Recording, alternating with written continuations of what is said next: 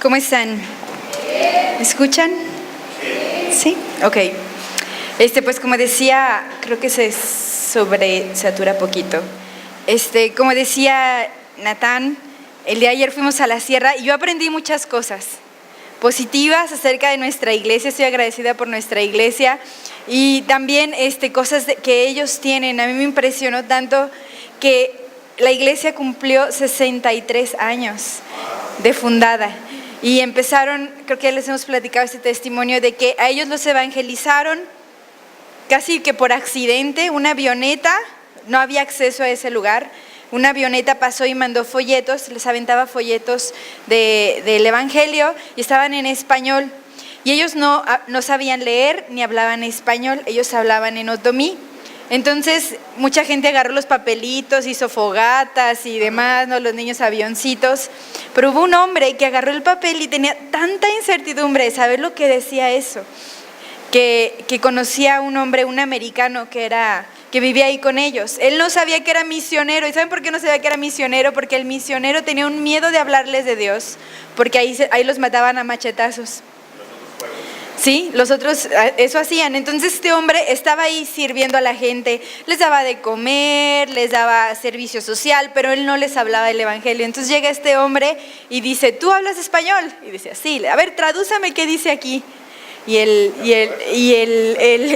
este hombre empezó a ponerse muy nervioso. No, es que no sé si te lo puedo traducir. Tradúcemelo, no puedo dormir porque no sé qué dice. Y le tradujo esto. Y nomás por eso sirvió el misionero, porque fue lo único que hizo. Le tradujo el evangelio al español, al otomí, y este hombre fue el que empezó a evangelizar a todos los otros hombres otomís de la sierra. Y el pastor que ahorita funge como pastor principal, él es ¿cómo se dice? Bueno, el que inició la obra es su tío abuelo. Este hombre. Entonces tienes hombres en sus 80, 90 años que han servido al Señor por 60 años. Yo estaba impactada. Es una iglesia de mucha gente. Los ancianos no son solo ancianos en sabiduría, sino son ancianos de edad. A mí me impresionó tanto esto. Y yo digo: Señor, yo quiero que la iglesia de León sea una iglesia que llegue a ser de 3, de 4 generaciones, de 5 generaciones. Estos hombres tienen bisnietos en su iglesia. Imagínense, yo estoy como muy emocionada por eso. Y en otras partes, la libertad que tenemos en nuestra iglesia y en la iglesia en León es tan diferente a la libertad que se tiene allá. Entonces, a mí me tocó predicar. Y yo quiero serles sincera, yo había hecho este mensaje hace algunos meses, de hecho desde el año pasado. El Señor en mi devocional me lleva a estudiar ciertos libros y he estado estudiando mucho los profetas. Dios ha puesto un don profético en mí y yo siento este desafío que yo tengo que aprender de aquellos que fueron profetas antes de mí. Estuve estudiando Isaías, Jeremías principalmente y otros profetas menores. Y yo quiero compartir algo de lo que Dios puso en mi corazón y va justo con esto. Natán habló la semana pasada del principio básico de las promesas de Dios y que se tienen que morir, ¿verdad? ¿Cuántos aprendieron algo de eso? ¿Cuántos se sintieron iluminados de decir: wow, el hecho de que todo se vea perdido no es que Dios esté lejos, sino es que Dios está trabajando? Amén. Como decía la canción, aunque no podamos ver, Dios está obrando. Así es. Dice Natán, siempre está obrando. Y este proceso de Dios se llama la muerte. La muerte es tan importante como la vida en el proceso de Dios, porque escuchen algo: sin la muerte no hay poder de resurrección. Así es. No tendríamos un Cristo resucitado, un Redentor vivo, si no hubiera muerto primero. Entonces debemos de entender esto: la esperanza en lo natural debe morir para dar paso a la esperanza sobrenatural, donde solamente Dios se lleva la gloria. ¿Cuántos están de acuerdo con esto? Yo me quiero enfocar en eso esta semana, en la muerte.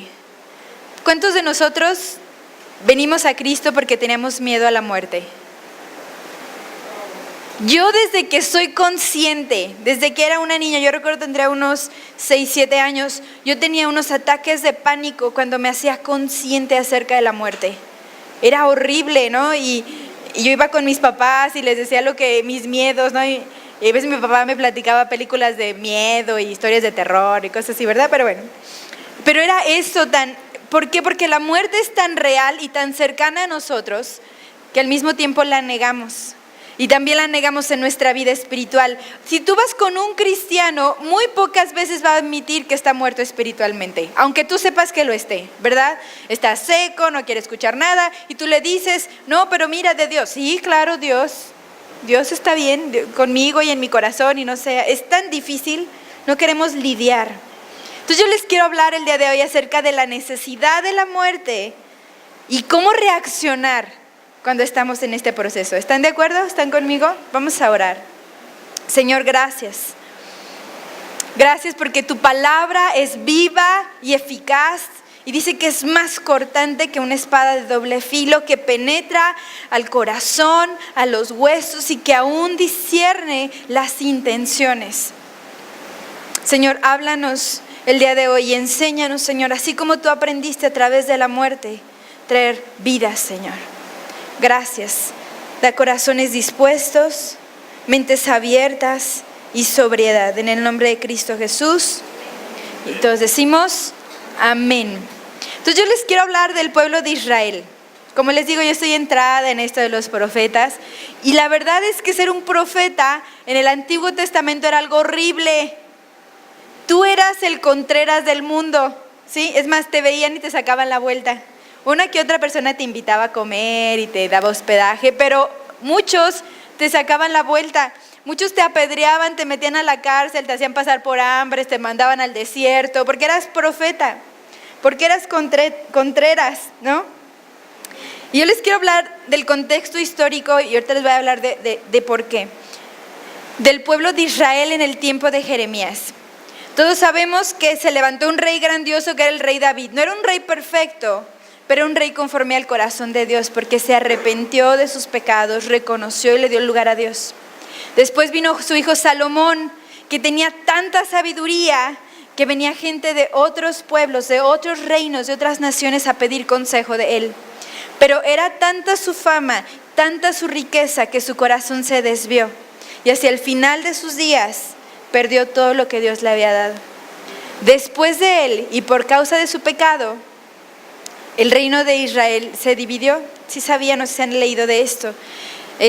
Quedamos que son 12 tribus. De estas 12 tribus, 10 tribus se rebelaron contra el rey legítimo. Se hicieron el reino de Israel.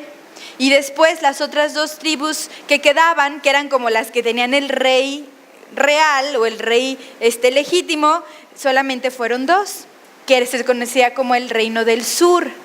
Y a partir de este punto era un desastre. Se olvidaron de Dios, se olvidaron de sus leyes, se olvidaron de lo que Dios les había puesto en su corazón, del propósito que ellos tenían. Y en este tiempo es que vivió Isaías y Jeremías. Ellos se encargaban de recordarle al pueblo qué era lo que Dios había dicho, ¿no? Entonces, imagínense este contexto histórico. Todo lo más horrible que puedan imaginarse lo hacía el pueblo de Israel, imitando a los otros pueblos. De hecho, sacrificaban sus hijos a Moloc. ¿Y saben cómo lo sacrificaban? Era un toro que era un horno y tenía las manos así. Y tú ponías literalmente tu hijo recién nacido en las manos de Moloc. Y estaba tan caliente el acero en las manos que en el momento que ponías al bebé, el bebé se encogía y decían que era la risa del sacrificio. El bebé sonreía, pero era porque toda su piel se contraía y literalmente Dios o ídolo consumía al bebé. Esta clase de maldad estaba haciendo el pueblo de Israel. Dices, ay no, qué crueles, qué despiadados. Ahora en la actualidad no lo entregamos a un ídolo físico, pero lo entregamos a un ídolo. Igual le entregamos en las manos a Satanás, a nuestros hijos. Pero ese no es mi tema de hoy, ¿ok? Imagínense la frustración de alguien que está caminando con Dios, que ver que el pueblo escogido de Dios está haciendo esto. ¿Se lo imaginan? Es terrible. Entonces, yo quiero que lo estudien en sus casas, el capítulo 30 al 33 de Jeremías, se los dejo de tarea. Pero pasaban de rey a rey, de un ídolo a otro, de pecado en pecado, cada vez más vil, más lejos de aquel único Dios que los salvó de la esclavitud y les mostró señales y maravillas. Jeremías era el profeta llorón. ¿Por qué? Porque siempre se la pasaba llorando y sufriendo de todo lo que Dios le mostraba y de lo desgraciados que era el pueblo, ¿no? Mira, Señor, todo lo que hacen, y él está sufriendo. Si te avientas del capítulo 1 al 30, Jeremías se la pasa sufriendo y teniendo esta revelación. Y Jeremías siempre decía, los van a llevar en cautiverio, va a venir un rey y se los va a llevar, y así, casi como el coco, ¿no? Y toda la gente se burlaba de él. Entonces Jeremías profetizó cautiverio y nadie le creía. Y en el capítulo 30 al 33, ¿qué creen que pasó? Vinieron cautivos. Y estamos hablando del reino del sur. Jeremías le está predicando al reino del sur, porque los del norte ya se los habían llevado los asirios. Entonces vino el rey Nabucodonosor de Babilonia a llevarse a los otros que quedaban. ¿Sí? Pues decir, wow, ¿cómo la sabe Laura tanto? Eso dice la Biblia, léanla. ¿Sí? Entonces, Jeremías profetizó cautiverio y en estos capítulos se vio cumplida esa profecía. Fueron llevados cautivos por los babilónicos, destruyendo el templo y la ciudad entera. ¿Y por qué le estoy diciendo todo esto? ¿Cuál es el punto de todo esto? Eso no es una clase de teología. Van el pueblo de Israel en cadenas. A Jeremías lo tenían en una cárcel bien horrible, en un calabozo, y luego dice Jeremías, háganme un favor, pónganme en una cárcel, pero afuera donde esté toda la gente, en el mitote, ¿no? Entonces tienen a Jeremías todavía en la cárcel, afuera, viendo a todos los que se van, ¿no?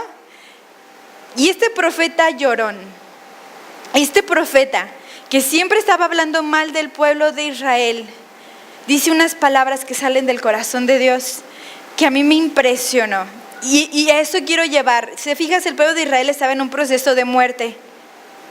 Ya no existía el pueblo de Israel, ya se los habían llevado. Ya habían destruido su ciudad, ya no era, esta es mi ciudad, yo soy de aquí. Ya estaba todo destruido.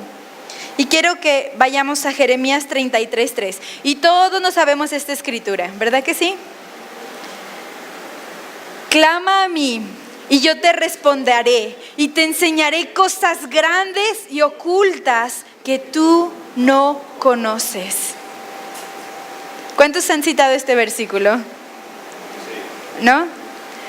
Muchas veces, y yo voy a ser sincera, a veces hasta yo he usado este versículo fuera de contexto. Cuando yo supe el contexto dije, ay Señor, perdóname. Casi como soberbia, como que yo clamo y Él me responde, ¿no? Y me va a enseñar cosas y ocultas que yo no conozco, ¿no? Entonces, wow. Mira en qué momento les dice. Tal vez en este momento tú no te están llevando cautivo, pero estás por circunstancias, por cosas de la vida, siendo llevado cautivo. Volteando a ver todo lo que tú anhelabas, apreciabas, lo que era tu identidad, y lo ves completamente destruido. Y Dios dice, clama a mí y yo te responderé. Yo le preguntaba a Dios, ¿por qué, Señor? Si Jeremías fue tan duro, todos esos capítulos, todas esas palabras, y fueron muchos años, ¿por qué en ese momento tú no dijiste, ven, les dije? ¿Sí ves cómo el corazón de Dios cambia en la muerte? Yo quiero enfocarme en esto. En el momento de la muerte, el corazón de Dios cambia. ¿Por qué? Porque ya estás en su territorio. Antes estabas fuera, estabas perdido, desperdigado, haciendo lo que te daba tu regalada gana. Pero cuando ya estás cautivo no tienes a dónde ir. Entonces Dios puede hacer contigo lo que Él se le da su regalada gana, porque ya no tienes de otra. Qué triste que algunos de nosotros es la única manera en que vamos a clamar a Dios. Ese era el corazón del pueblo de Israel. No quiere decir que tiene que ser así, pero muchas veces el Señor va a hacer eso para poder acercarnos a Él. Sí. Lo que temías perder ya está perdido. Ahora se revela tu corazón verdaderamente y el corazón de Dios verdaderamente. Lo mejor que le pasó al pueblo de Israel fue su esclavitud. Lo mejor que les pasó a ellos fue su cautividad. Y es muy probable que lo mejor que te pueda pasar a ti es que se muera tu promesa. Piensen otros que no se escaparon el proceso, se fueron para atrás. ¿Dónde están ahora? No, yo estaba hablando ayer en la iglesia de allá del pastor Jorge, y yo me sentía muy intimidada porque en ese pueblo, en esa iglesia, las mujeres no hablan. De hecho, había una hermana cantando en el grupo de alabanza y la hermana estaba debajo del altar. Ella no podía pararse arriba, ¿no? Digo, Señor, yo les decía a Natán, tú aviéntate, lo lloro por la gente. Y dice Natán, no, nos invitaron a los dos. Y cuando estaba parada ahí, ese era el mismo corazón que tenía Dios. Y era un mensaje completamente diferente, pero era el corazón de padre, de decir, toma tu responsabilidad, ve tu situación actual, reconoce. ¿Qué es lo que pasa con mucha gente en este punto? ¿Y saben qué también pasó con el pueblo de Israel? El pueblo de Israel tenía una tendencia. Dios lo llevaba a este punto donde decía Dios, quiero que dependas de mí. ¿Y sabes qué hacían? Les temblaron las piernitas y se iban para atrás. No pasó en el tiempo de Isaías, pasó en el tiempo de Jeremías y pasa con nosotros ahora. Y yo lo llamo regresando a Egipto. Regresando a Egipto. ¿Se acuerdan en una predicación anterior? Yo sé que muchos de ustedes saben en el contexto. ¿Qué significa Egipto? Esclavitud, pobreza, el mundo. ¿Qué más significa Egipto espiritualmente? Desesperanza. Muy bien, sí, todo eso es básicamente. Cuando yo hablo de Egipto, en este momento estoy hablando del Egipto real porque voy a usar escrituras que hablan de eso, pero hablan de una condición del corazón del mundo. Egipto es mundo sin Dios, perdición, esclavitud, etc. ¿Sí? No he perdido a nadie. Entonces, la principal tentación en la muerte, en la desnudez, en la necesidad, es de regresar a Egipto. ¿A qué me refiero? Regresar a tus mismos pecados, regresarte al mundo, a lo mismo que hacías, y Dios nos advierte de eso. Vamos a Isaías 30, del versículo 1 al 3. Isaías 30, del versículo 1 al 3. Fíjate que empieza con la palabra hijos, ¿verdad que sí? Entonces, ¿a quién se refiere? A nosotros. Dice, ay de los hijos que se apartan, dice Jehová, para tomar consejo y no de mí, para cobijarse con cubierta y no de mi espíritu, añadiendo pecado a pecado, que se apartan para descender a Egipto y no han preguntado de mi boca, para fortalecerse con la fuerza de Faraón y poner su esperanza en la sombra de Egipto. Pero la fuerza de Faraón se os cambiará en vergüenza y el amparo en la sombra de Egipto en confusión. Fíjate, esta es la misma, ¿no? Dicen que es la misma puerca, nomás que revolcada. El mismo pueblo de Israel, otros años, pero mira el corazón. A mí lo que más me impactó, así se me estremeció cuando dice, se cubren con cubierta, pero no es mía. Muchas veces, cuando nosotros estamos en una temporada de muerte, queremos cubrirnos. ¿La cubierta a qué se refiere? Dar autoridad. ¿No? Pero nosotros decimos en la iglesia, nuestra cobertura es Comisión Calvario. ¿Qué quiere decir? Que son nuestra autoridad, que nosotros nos sometemos a ellos, cuentas a ellos, ¿sí? Eso quiere decir cobertura. Entonces, cuando está diciendo Dios, te cubres pero no de mí, quiere decir que cambias tu autoridad. Huyes. ¿Sí? Por ejemplo, si es de una iglesia, te ofendes porque el pastor te dijo algo que no quieres hacer, ¿qué haces? Te cambias de iglesia. ¿O te vas? ¿No? Si es, en el caso de la esposa, una instrucción que te está dando tu esposo y no te parece, le voy a preguntar al pastor, ¡pum!, te cambias de cubierta. ¿Sí? Si tu cubierta es Dios y Dios dice, no pidas prestado, yo voy a suplirte. Llega el momento de la muerte y ¿qué haces? Pum, pides prestado. Y sabemos que cuando la Biblia dice en Proverbios que cuando alguien te presta, se hace dueño de ti, te haces su esclavo. ¿Sí te fijas cómo es Egipto? Y Dios habla fuerte.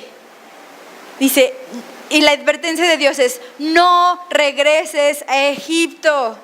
No regreses a esos viejos patrones. Ya no eres esa persona. Antes, cuando estabas en Egipto, eras esclavo y no podías escapar. Cualquier pecado, cualquier cosa que tú hacías, no tenías de otra.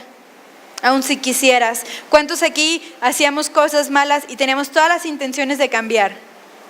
Jurábamos, ¿qué más hacíamos? Le prometíamos a nuestra mamacita o por nuestra mamacita que ya no íbamos a hacerlo. ¿Y qué hacemos al siguiente día?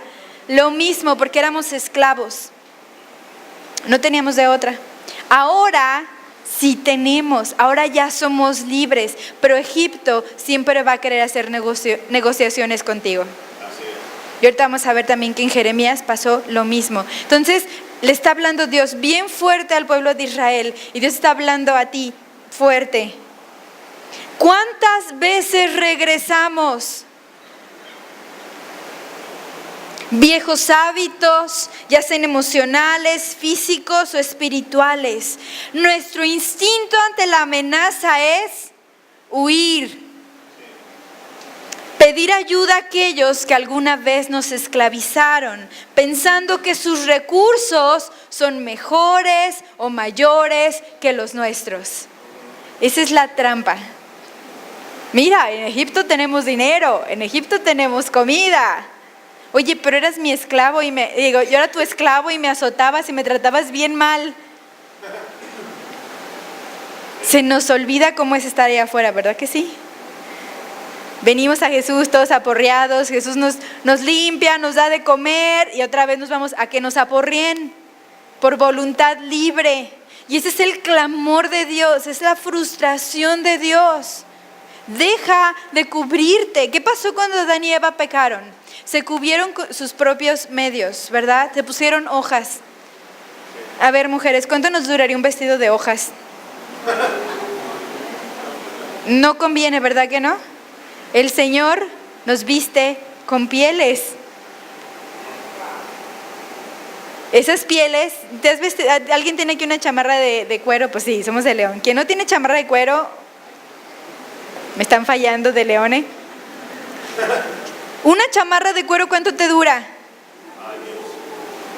Hasta vez la puedes heredar. Si la cuidas bien y la limpias, le pasas así una enceradita, pintadita, te va a durar toda la vida. Esa es la diferencia entre tu cobertura que tú te buscas a tu manera y la cobertura de Dios. Le costó a Adán y Eva la cobertura de pieles. Les aventó las chivas o no sé qué habrá sacrificado el Señor, un borrego, algo así. Ahora mátalos, no, despedázalos y así. Y el Señor lo hizo. Y voy a algún punto muy bueno con esto. Y se dice, no, la hora pinta puras pedradas. Voy a ir a un buen punto con esto, ¿ok? ¿Qué es lo que Dios quiere en el momento de la muerte? ¿Qué es lo que Él quiere hacer? Nuestros recursos como hijos de Dios son mayores y mejores que cualquier recurso que te pueda ofrecer el enemigo. Nuestro dinero vale más y se extiende más que un dinero mal habido. ¿Sí me estás escuchando? Si yo tengo 10 pesos, mis 10 pesos con honradez me van a servir más que miles de pesos de alguien que está en el mundo. Así es. Pues sí, pero fíjate que no hay excusa. Yo los conozco, están pensando, bueno, pero fulanito sí sabe administrar su dinero. ¿A costa de qué? ¿Sin paz? ¿Sin gozo? Tus recursos son mayores y mejores que los de Egipto, aunque estés en el desierto. Ante la amenaza, no nos importa pagar con nuestra libertad, ni con nuestra paz, e incluso con nuestra salvación. ¿Cuántos hasta a veces, no así literalmente, pero casi le vendemos nuestra alma al diablo, no? Ay, Señor, si tuviera esa casa. Y ya, ¿cuál Señor, no? Ya el otro Señor. No, es que tú pides mucho, Dios, mejor acá, mira, acá no me pide nada, hago lo que me da mi regalada gana. Estás firmando, estás regresándote a Egipto. No, pues si voy a sufrir, tú me prometiste otras cosas. A ver, espérate, Dios no te prometió, tú tenías tu idea, ¿no? Es como el matrimonio, tú tenías una idea del matrimonio y te casas y Dios te dice, aquí está la verdadera razón del matrimonio. Carácter, ¿verdad que sí? El amor nos impulsa, pero Dios lo usa para nuestro carácter, ¿verdad que sí? Ok, queremos lo que queremos y lo queremos ahora. Y lo queremos a nuestra manera, despreciando de antemano todo consejo que no puede entrar en nuestros deseos inmediatos. Mira, pastor, es que yo quiero un carrito del año, pero tengo que echarme la deuda por 15 años, dando el 80% de mi salario. No, espérate. ¿Vas a aceptar ese consejo? No, porque tú ya quieres el carro, ya fuiste, ya te lo enseñaron, ya te sentaste. Y les podría decir mi pastor y otros pastores que es bien difícil aconsejar a gente en este punto. Cuando ya están así, en su mente de algo, nuestra responsabilidad es decirles la verdad. Nunca nos vamos a quedar callados de la verdad. Y ya si tú vas y haces lo que te da tu regalada gana, ve a hacerlo, ¿no? Y luego generalmente, ¿cuánto les ha pasado de los hijos de la casa?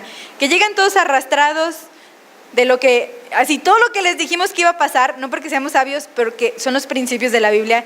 Llegan todos arrastrados, todos por ningún lado, y estamos con ustedes para restaurarlos. ¿Cuánto les ha pasado? A ver, levanten la mano. Es que unos piensan que somos solo alguna. Ahí está, ¿ven? ¿Verdad que sí? Entonces, debemos de reconocer antes de llegar a este punto. Yo lo quiero ahora, pero tal vez no es el tiempo de Dios. Aquí, ¿dónde está mi cubierta? ¿Bajo qué me estoy sometiendo? ¿Qué es lo que dice la palabra de Dios? Estoy en un tiempo de desesperanza y Egipto me está pidiendo que haga negocios con ellos. ¿Qué voy a hacer? No, ahí una persona dijo no, y los demás, no, sí, déjame pensar.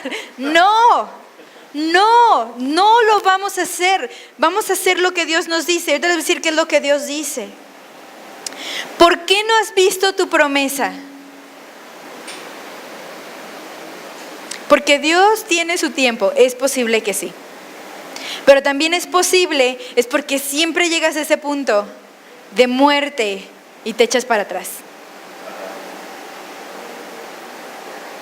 Yo siempre les digo a las mujeres que vienen todas aporreadas de cosas de la vida, les dicen, no, es que sabes que me está yendo como en feria. Le digo, qué bien, vas avanzando. Mientras más se arrecia la batalla, más cerca estás de la victoria.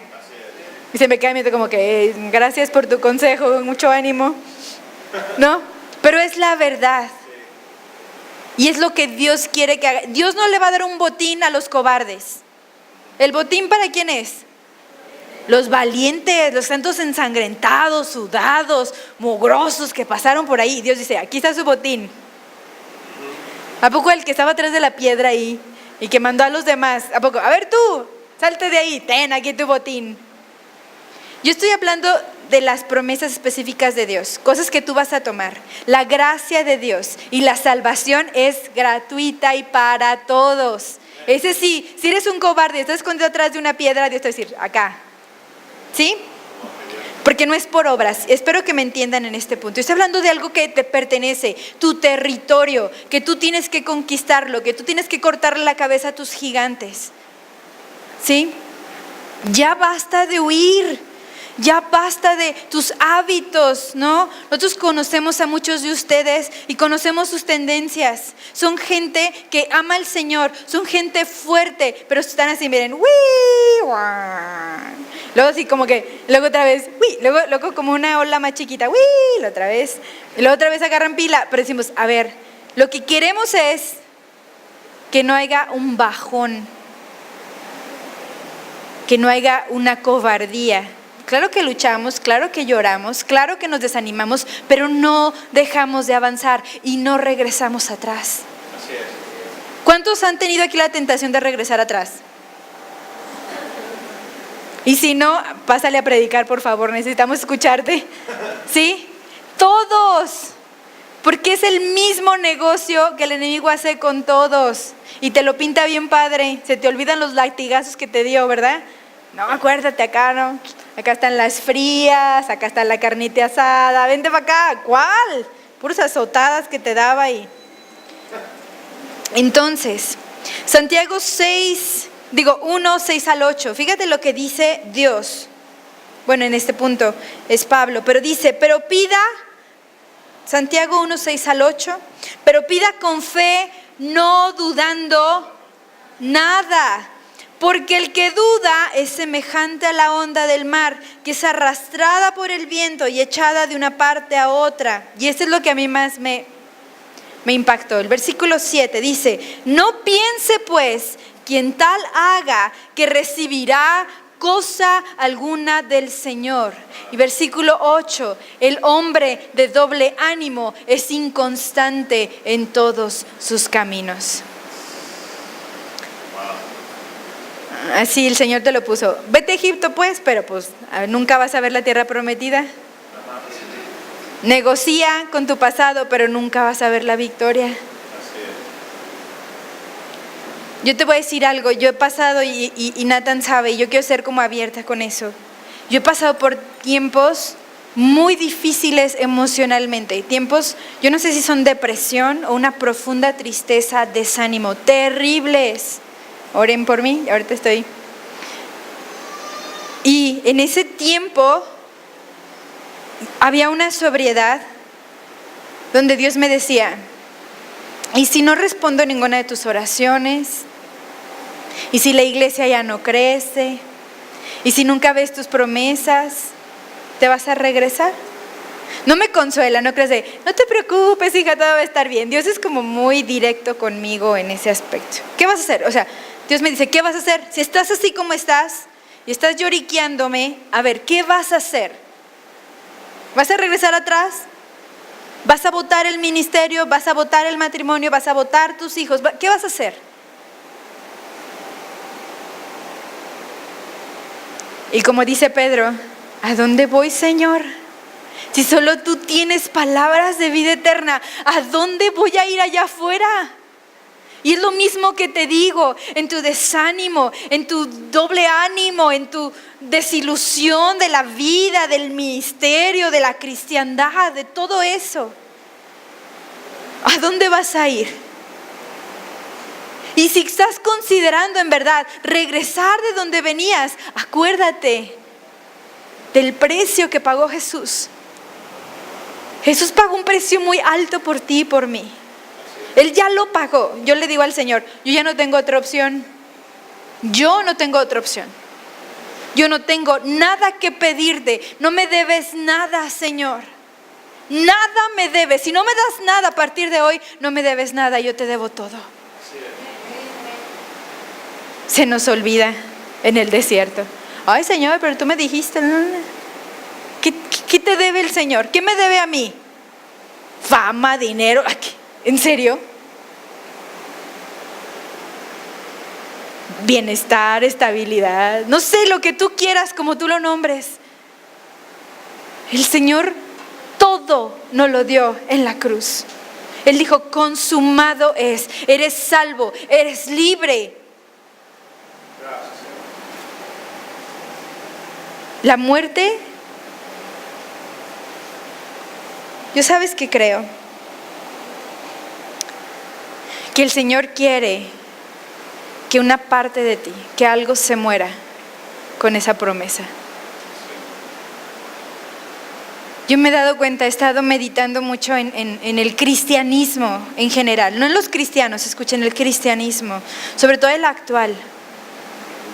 Ahora que fuimos a hablar allá a la gente, pusimos a la gente a orar unos por otros. Aquí lo hacemos, ¿verdad? Allá nunca oran por otros. Allá nunca oran por sus hijos y les imponen manos. Es que somos tan egoístas. Tan egoístas. Yo quiero lo que yo quiero. Y a mí no me importa quién tiene que pagar por lo que yo quiero. ¿Por qué vamos a la iglesia? Oh, porque quiero sentirme bien. Hay iglesias que están llenas de gente porque les dan un mensaje que va a apapachar su pecado y que les va a decir que están bien y que no tienen que hacer nada. Es el precio del éxito en una iglesia actual, el precio de la fama. Yo digo, Señor, no lo quiero. Jesús tenía miles y que volvió y les dijo, tomen su cruz o váyanse, ¿no? Jesús, por favor, ¿no serías un buen pastor actualmente si hicieras eso, no? Ahora hasta literalmente hacemos circo en la iglesia para que la gente venga, ¿no? No aquí, gracias a Dios. A veces, ¿sabes qué? ¿Sabes cuál es la trampa del enemigo? Que a veces nada más nos pone una idea en la cabeza. A veces una simple idea o temor nos lleva a huir sin sustancia o evidencia. Y esta es la consecuencia inmediata de la falta de confianza. Fíjate lo que dice Isaías 30:17. Dice, 1,000,000, si quieren ponerlo, 30:17, 1,000,000 huirá a la amenaza de 1. A la amenaza de 5 huiréis vosotros todos, hasta que quedéis como mástil en la cumbre de un monte, como bandera sobre una colina. A veces nos sentimos así en el pastorado, estamos con la banderita y todos los demás ya se fueron, ¿no? La pura idea de algo te hace huir. ¿No les ha pasado? A veces Dios te promete algo. No, sí, Señor, pero luego va a pasar esto. No, mejor no, así déjalo, ¿no? Huimos. ¿Y qué pasaría si? Y luego si me quedo sin dinero, y luego si me enfermo, y luego si me quedo sin trabajo, y luego todo eso, huimos.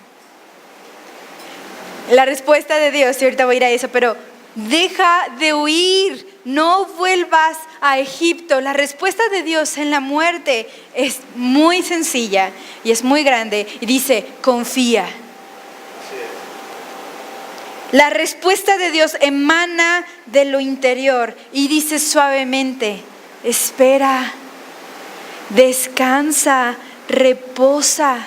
La verdadera fortaleza emana de la confianza. Fíjate lo que dice Isaías 37. Ciertamente, Isaías 37, ciertamente Egipto en vano e inútilmente dará ayuda. Por tanto, yo le di voces. ¿Qué está diciendo? Que él está gritando. ¿Qué les dice? A ver, léanlo conmigo. Su fortaleza sería en estarse quietos. A ver, Señor, no le entendí. Ahí quédate. Ahí. No te muevas. Y no solamente les dice una vez, les dice 2 veces en Isaías 30:15. Porque así dijo Jehová el Señor, el Santo de Israel. Fíjate cómo se está presentando. Como alguien con poder y con autoridad. Dice, en descanso y en reposo seréis salvos. En quietud y en confianza será vuestra fortaleza. ¿Y lo que dice? Y no quisisteis. Yo así de, wow, Señor, perdónanos, por favor. Tú dices, ¿ahora qué tengo que hacer? Ya me dijiste que no voy a correr a Egipto. ¿Ahora qué voy a hacer? ¿A dónde voy? ¿Qué dice Dios? Aplácate, aplácate. ¿Confías en mí? ¿Crees que yo puedo hacerlo? No huyas, no dejes de hacer lo que Dios te ha mandado a hacer. ¿Qué Dios te mandó a hacer? Esperar. ¿Y en la espera hacer qué? Porque recuerden que la espera no es echarte ahí, ¿verdad que no? Esperar es, haz lo que te mandé. Es la respuesta que viene Dios para mí cuando les digo que se va toda por ningún lado. Haz lo que te mandé. ¿Vas a dejar de hacerlo? No, síguelo haciendo. Dios, ¿qué te mandó a hacer? Cosas básicas, orar. ¿Cuántas veces dejamos de orar por cualquier cosa? Y casi que te enojas con Dios. Así que, ¿sabes qué, Dios? Hoy y mañana no voy a orar a ti porque estoy enojada contigo. Orar. Díganme otra cosa que van a hacer en la espera. Leer la Biblia. Lean la Biblia. Ay, Laura, eso es muy básico. O sea, ¿lo estás haciendo? No. Lee la Biblia. ¿Qué otra? Sirve. ¿Qué estás haciendo? Dios, ¿qué te ha mandado a hacer? Síguelo haciendo. Dice la Biblia, no dejen de congregarse como algunos tienen por costumbre. Está hablando de las olas. Está hablando de los del doble ánimo. Ay, no, es que me enojé, yo no voy a ir a la iglesia. Estoy desanimado. Es que me tengo que arreglar primero mi corazón para ir a la iglesia. Pues ahí te vas a quedar en el hoyo. Tú no te arreglas tu corazón solito o solita. ¿Sí? Ahí tienes que quedarte. No huyas. Orar, leer la Biblia, obedecer, estar unido y sirviendo en la iglesia local, dando diezmos y ofrendas. No dejes de dar. Cuando alguien deja de dar, casi que dejas de existir. Cuando alguien deja de amar, casi que dejas de existir. Si tú vives solo para ti y tu vida cristiana solo es para que Dios te mejore a ti, te dé lo que tú quieras, te estás perdiendo de lo más padre de la vida cristiana. Y porque cuando tú ayudas a alguien y es un mal agradecido, no te vuelve a ayudar, no te preocupes, tú lo estás haciendo a él. ¿Tú a quién lo haces? Y dice Jesús, cuando tú fuiste y me visitaste, cuando estaba enfermo, ¿te acuerdas? Cuando estaba enfermo me visitaste, cuando estaba en la cárcel, ¿te acuerdas? Cuando estuve hambriento y me diste de comer, ¿te acuerdas? Dices, no, Señor, está hablando de estos tiempos. Los tiempos de muerte, donde tú no ves, donde ¿sabes cómo sabes que en verdad estás siendo generoso conforme a Dios? Cuando tú das algo a alguien sabiendo que nunca te va a pagar de regreso. Cuando yo sé que yo le voy a dar una comida a esta persona y no tiene manera ni forma de darme algo de regreso.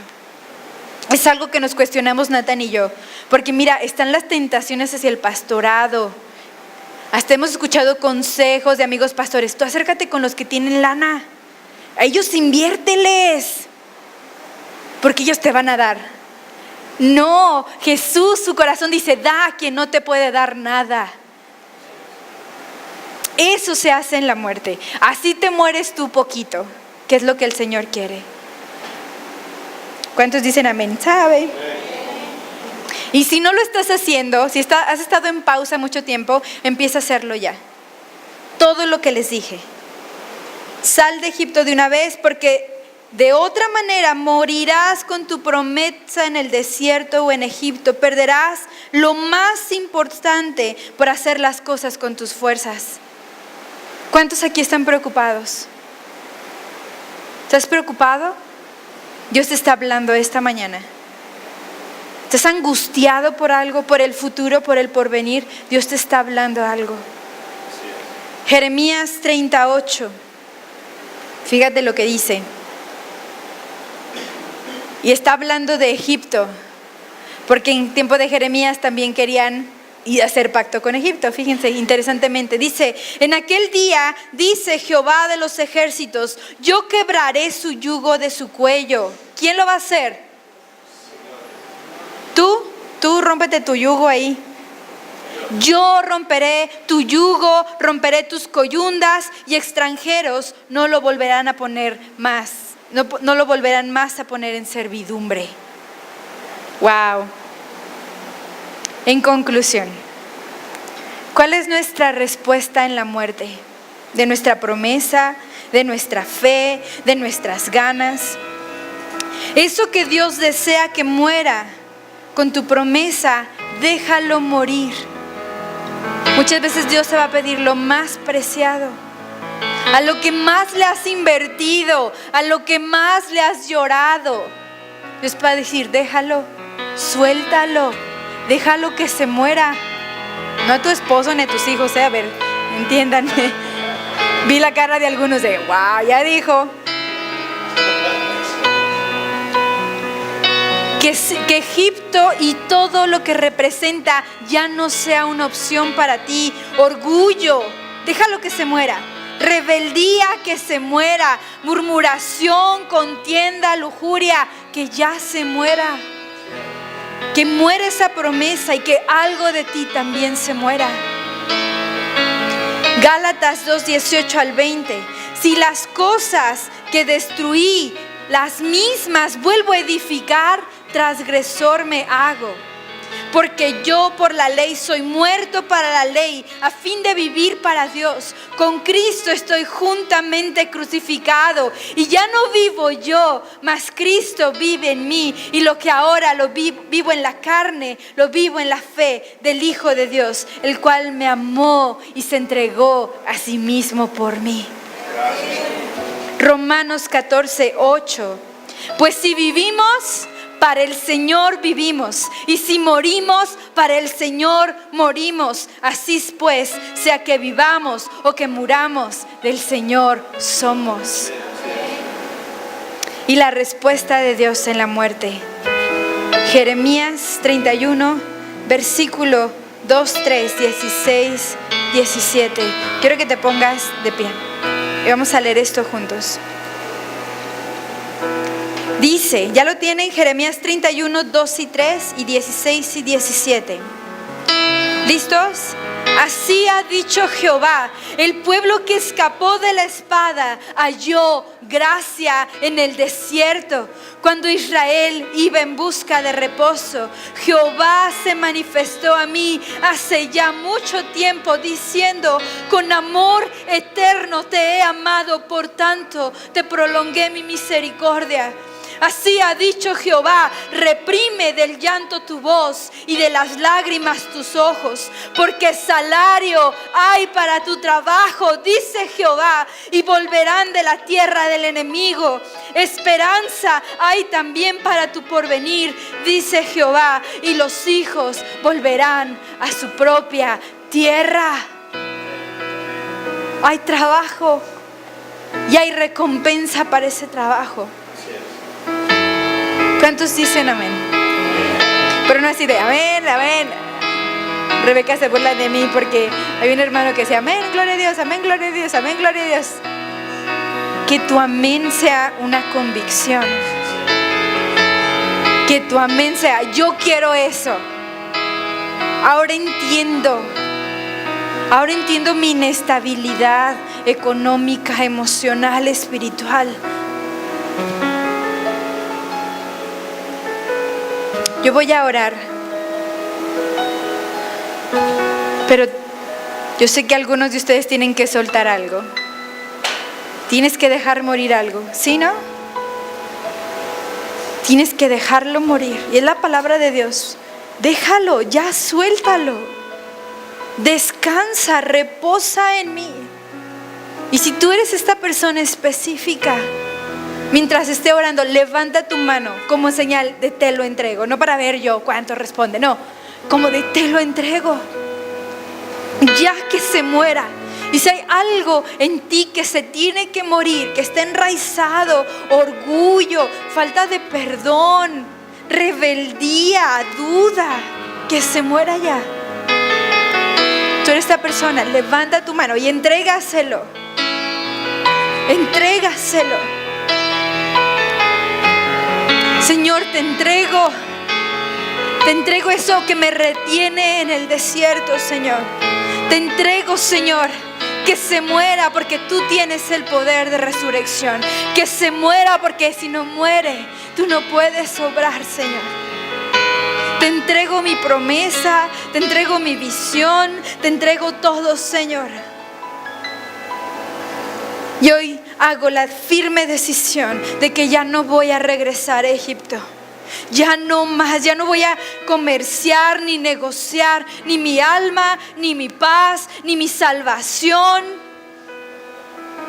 Por nada, Señor, me cubro de tu cubierta, de tu espíritu, Señor. Yo te creo a ti porque dice tu palabra que en el desierto hallaré gracia y que mi fortaleza está en mi confianza en ti. Dile: confío en ti, Señor. Confío en ti de todo corazón. Confío en ti, Señor.